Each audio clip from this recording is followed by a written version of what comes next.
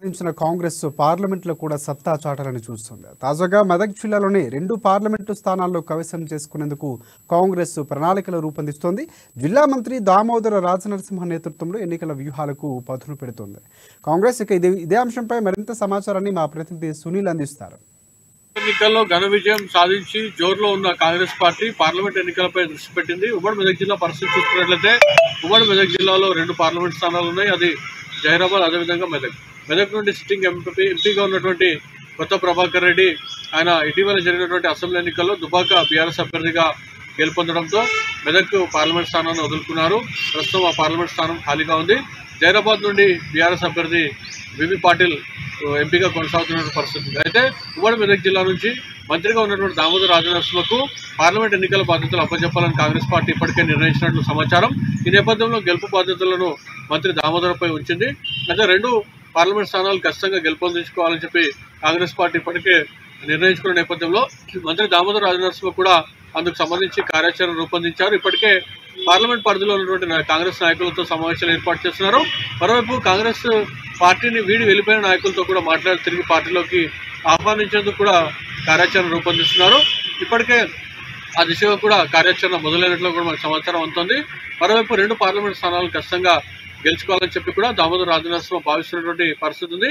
అదేవిధంగా మెదక్ నుంచి గతంలో ఇందిరాగాంధీ గెలుపొందిన నేపథ్యంలో ఈసారి ప్రియాంక గాంధీని నిలబెడితే ఏ విధంగా ఉంటుందని చెప్పి కూడా ఆలోచిస్తున్నటువంటి పరిస్థితి ఉంది. కానీ ప్రియాంక గాంధీ అందుకు సుముఖంగా ఉన్నారో లేదని మాత్రం వేచి చూడాల్సిన అంశం ఉంది. అదేవిధంగా జైరాబాద్ పార్లమెంట్ కూడా మంత్రి దామోదర రాజనరసింహ అసెంబ్లీ పరిధిలోనే ఉన్న నేపథ్యంలో ఖచ్చితంగా జైరాబాద్ పార్లమెంట్ కూడా గెలుచుకోవాలని చెప్పి కూడా భావిస్తున్నటువంటి పరిస్థితి ఉంది. కాంగ్రెస్ గట్టిగా ఉన్నటువంటి స్థానం చూసుకున్నట్లయితే పార్లమెంట్ పరిధిలో జైరాబాద్ పరిధిలో కాంగ్రెస్ పార్టీ గట్టిగా ఉంది. మెదక్ నియోజకవర్గంలో గజ్వేల్, అదేవిధంగా దుబ్బాక, సిద్దిపేట నియోజకవర్గాలు ఉన్న నేపథ్యంలో అక్కడ బీఆర్ఎస్ అభ్యర్థులు అసెంబ్లీ స్థానాల నుంచి గెలుపొందిన నేపథ్యం ఉంది. గజ్వేల్ నుంచి అయితే మాజీ ముఖ్యమంత్రి కేసీఆర్ కూడా గెలుపొందినటువంటి పరిస్థితి ఉంది. మెదక్ను కూడా ఖచ్చితంగా గెలుచుకునేందుకు ఇప్పటికే కార్యాచరణ రూపొందిస్తున్నారు. అయితే మెదక్లో బలమైనటువంటి అభ్యర్థిని నిలబెడితే పార్లమెంట్ స్థానం గెలిచే అవకాశం ఉందని చెప్పి కూడా ఇప్పటికే కాంగ్రెస్ పార్టీ చేసినటువంటి సర్వేలో వెల్లడైనటువంటి నేపథ్యం ఉంది.